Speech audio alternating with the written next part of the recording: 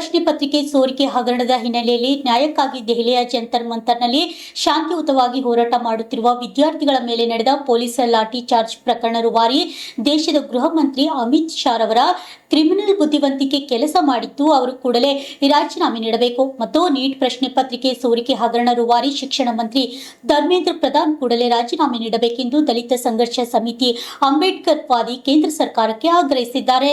ನಗರದ ಪತ್ರಿಕಾ ಭವನದಲ್ಲಿ ನಡೆದ ಸುದ್ದಿಗೋಷ್ಠಿಯಲ್ಲಿ ಮಾತನಾಡಿದವರು, ಪ್ರಧಾನಮಂತ್ರಿ ನರೇಂದ್ರ ಮೋದಿ ಸರ್ಕಾರ ಹಿಟ್ಲರ್ ಮನಸ್ಥಿತಿಯನ್ನು ಹೊಂದಿದ್ದು ಸಂವಿಧಾನ ಶಿಲ್ಪಿಯನ್ನು ಕಳೆದುಕೊಂಡಿರುವುದು ವಿದ್ಯಾರ್ಥಿಗಳ ಮೇಲೆ ನಡೆದ ಕ್ರೂರ ಪೊಲೀಸ್ ದೌರ್ಜನ್ಯ ಸಾಕ್ಷಿಯಾಗಿದೆ.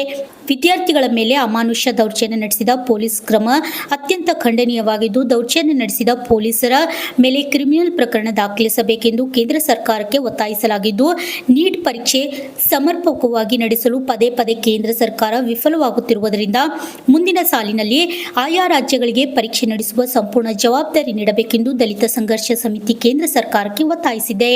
Bureau report, RJ32 Kannada news, Kalaburagi. ಶಾಂತಿಯುತವಾಗಿ ಹೋರಾಟ ಮಾಡುತ್ತಿರುವ ವಿದ್ಯಾರ್ಥಿಗಳ ಮೇಲೆ ನಡೆದ ಪೊಲೀಸ್ ಲಾಠಿ ಚಾರ್ಜ್ ಪ್ರಕರಣದ ರೂವಾರಿ ದೇಶದ ಗೃಹ ಮಂತ್ರಿ ಅಮಿತ್ ಶಾ ಅವರ ಕ್ರಿಮಿನಲ್ ಬುದ್ಧಿವಂತಿಕೆ ಕೆಲಸ ಮಾಡಿದ್ದು ಅವರು ಕೂಡಲೇ ರಾಜೀನಾಮೆ ನೀಡಬೇಕು. ನೀಟ್ ಪ್ರಶ್ನೆ ಪತ್ರಿಕೆ ಸೋರಿಕೆ ಹಗರಣದ ರೂವಾರಿ ಶಿಕ್ಷಣ ಮಂತ್ರಿ ಧರ್ಮೇಂದ್ರ ಪ್ರಧಾನ್ ಕೂಡಲೇ ರಾಜೀನಾಮೆ ನೀಡಬೇಕೆಂದು ದಲಿತ ಸಂಘರ್ಷ ಸಮಿತಿ ಅಂಬೇಡ್ಕರ್ ವಾದಿ ಕೇಂದ್ರ ಸರ್ಕಾರಕ್ಕೆ ಆಗ್ರಹಿಸುತ್ತದೆ. ಪ್ರಧಾನಮಂತ್ರಿ ಮೋದಿ ಸರ್ಕಾರ ಹಿಟ್ಲರ್ ಮನಸ್ಥಿತಿಯನ್ನು ಹೊಂದಿದ್ದು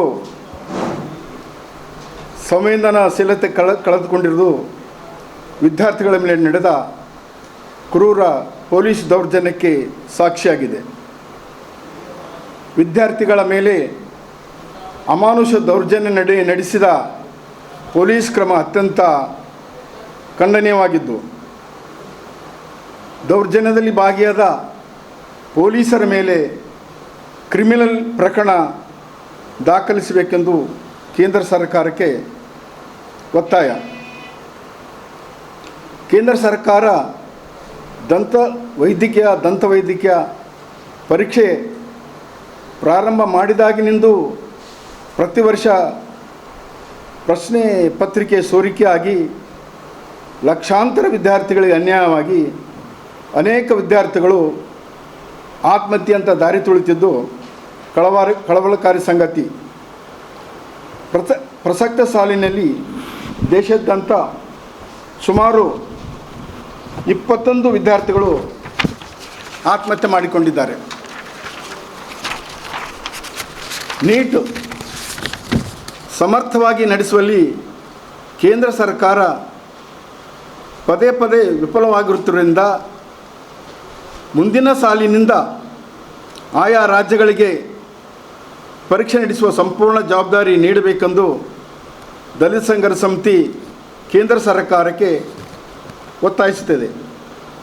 ಕೇಂದ್ರ ಸರ್ಕಾರದ ಯಾವುದೇ ಮಸೂದೆ ತಂದರೂ ತೇಪೆ ಹಚ್ಚುವ ಕೆಲಸ ಹೊರತಾಗಿ ಯಾವುದೇ ಫಲಪ್ರಭಾವ ಆಗೋದಿಲ್ಲ. ಆತ್ಮಹತ್ಯೆ ಮಾಡಿಕೊಂಡ ವಿದ್ಯಾರ್ಥಿಗಳ ಕುಟುಂಬಕ್ಕೆ 1 ಕೋಟಿ ಪರಿಹಾರ ನೀಡಬೇಕೆಂದು ಸರ್ಕಾರಕ್ಕೆ ಆಗ್ರಹ. ಹೋರಾಟ ನಡೆಸುತ್ತಿರುವ ವಿದ್ಯಾರ್ಥಿಗಳ ಮೇಲೆ ಹಾಕಿರುವ ಕ್ರಿಮಿನಲ್ ಪ್ರಕರಣಗಳನ್ನು ಕೂಡಲೇ ಕೈಬಿಡಬೇಕು.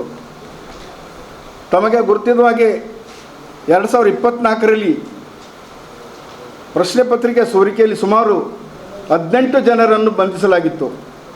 ಇದರ ಮೇಲೆ ಏನು ಕ್ರಮ ಆಗಿದೆ ಅನ್ನೋದನ್ನು ದೇಶಕ್ಕೆ ತಿಳಿಸಬೇಕೆಂದು ಈ ಮೂಲಕ ಪ್ರಧಾನಮಂತ್ರಿ ನರೇಂದ್ರ ಮೋದಿ ಅವರಿಗೆ ಒತ್ತಾಯಿಸುತ್ತೇವೆ. ಸರ್, ಈಗ ದೊಡ್ಡ ಇಶ್ಯೂ ಇದು. ಇಡೀ ರಾಜ್ಯ ಇದು ರಾಜ್ಯ ದೇಶದಾದ್ಯಂತ ನಡೆದಿದೆ. ಇದಕ್ಕೆ ಸಂಪೂರ್ಣ ಜವಾಬ್ದಾರಿ ಯಾರು ಅಂತಂದರೆ ಪ್ರಧಾನಿ ಭಾಳ ಇಂಪಾರ್ಟೆಂಟು. ಶಿಕ್ಷಣ ಮಂತ್ರಿ ಆಗಿದ್ದರೂ ಕೂಡ ಅವ್ರು ಯಾವುದೇ ಕ್ರಮ ಕೊಡ್ತಾಳೆ. 24ರಲ್ಲಿ 14-15ರಿಂದ 2014ಲಿಂದ 5 ವರ್ಷ ಸತತವಾಗಿ ಪೇಪರ್ಗಳು ಲೀಕ್ ಆಗಿವೆ. ಅದಕ್ಕೆ ಯಾರಾದರೂ ಜವಾಬ್ದಾರಿ ಮಾಡಬೇಕಲ್ಲ. ಯಾಕೆ ಎಷ್ಟು ಮೇನೆ ಇಳಿಸ್ತಾರೆ ಅದು ನರೇಂದ್ರ ಮೋದಿಯವ್ರು ಗೊತ್ತಾಗ್ತಿಲ್ಲ. ಒಬ್ಬ ಮಂತ್ರಿ ಡ್ರಾಪ್ ಮಾಡ್ಲಿಕ್ಕೆ ಏನು ತೊಂದರೆ ಆಗಿದೆ ಇವರಿಗೆ? ಸುಮಾರು ಎಷ್ಟು ಸರ್ ಲಾಠಿ ಚಾರ್ಜ್ ಮಾಡೋದಂತಂದರೆ ಬಡ್ದಂಗೆ ಬಡಿದ್ರು ಪೊಲೀಸರು. ಮೈ ಮೇಲಿನ ಮೂಳೆಗಳು ಮುರಿದವು. ಸ್ವಲ್ಪನೂ ಪ್ರಧಾನಮಂತ್ರಿಗೆ ಸಂವೇದನಶೀಲತೆಯನ್ನು ತಂದು ಏನಾದರೂ ಇದೇನಾ? ಈ ಕೂಡಲೇ ಪ್ರಧಾನಿ ಅವರು ಮಧ್ಯಪ್ರವೇಶಿಸಿ ಧರ್ಮೇಂದ್ರ ಪ್ರಧಾನ್ ಅವರ ರಾಜೀನಾಮೆ ತೆಗೆದುಕೊಳ್ಬೇಕಂತ ಒತ್ತಾಯ ಮಾಡ್ತೀವಿ. ಇದು ಕ್ರಿಮಿನಲ್ ವರ್ಕ್ ಮಾಡಿದ್ದು ಅಮಿತ್ ಶಾ. ಯಾಕೆ ಈ ಮಾತು ಹೇಳ್ತೇನೆ ಅಂದರೆ, ಅವರಿಗೆ ಈ ವಿದ್ಯಾರ್ಥಿಗಳ ಹೋರಾಟವನ್ನು ಹತ್ತಿಕ್ಕುವಂಥ ಒಂದು ಮನಸ್ಥಿತಿಯನ್ನು ಇದ್ದಾರೆ. ಅವರು ಯಾವುದೇ ರಾಜಿ ಇಲ್ಲಾರ್ದೆ ಏನು ಮಾಡಲಾರ್ದೆ ಅವರು ಇಮಿಡಿಯೇಟಾಗಿ ಅವರು ಸ್ಟ್ರೈಕನ್ನು ವಾಪಸ್ ತಗೋಬೇಕು. ಹಿಂದೆ ನಾವು ನೋಡಿದ್ದೀವಿ ರೈತರ ಚಳವಳಿಯಲ್ಲಿ ಸುಮಾರು ಎಷ್ಟು ಜನ ರೈತರು ಆತ್ಮಹತ್ಯೆ ಮಾಡಿಕೊಂಡ್ರು, ಎಷ್ಟು ಜನ ಸತ್ತರು ಅಂತ ನೋಡಿದ್ಕಿದ್ದೆ. ಆ ಕಾರಣದಿಂದ ನರೇಂದ್ರ ಮೋದಿ ಅವರಿಗೆ ಯಾವುದೇ ಸಂವೇದನಶೀಲತೆ ಇಲ್ಲ. ಈಗಾಗಲೇ ನಾವು ನರೇಂದ್ರ ಮೋದಿಯವರು ಗುಜರಾತ್ನ ಮುಖ್ಯಮಂತ್ರಿ ಇದ್ದಂಥ ಸಮಯದಲ್ಲಿ ಪೋಸ್ಟ್ ಗೋಧ್ರಾ ಹಗರಣಗಳು ಎಷ್ಟು ದೊಡ್ಡ ಅನ್ಯಾಯ ಅತ್ಯಾಚಾರ ನಡೀತು ಅಂತ ಅನ್ನೋದು ತಮ್ಮೆಲ್ಲರಿಗೂ ಗುರುತಿದ್ದಂಥ ಸಂಗತಿ.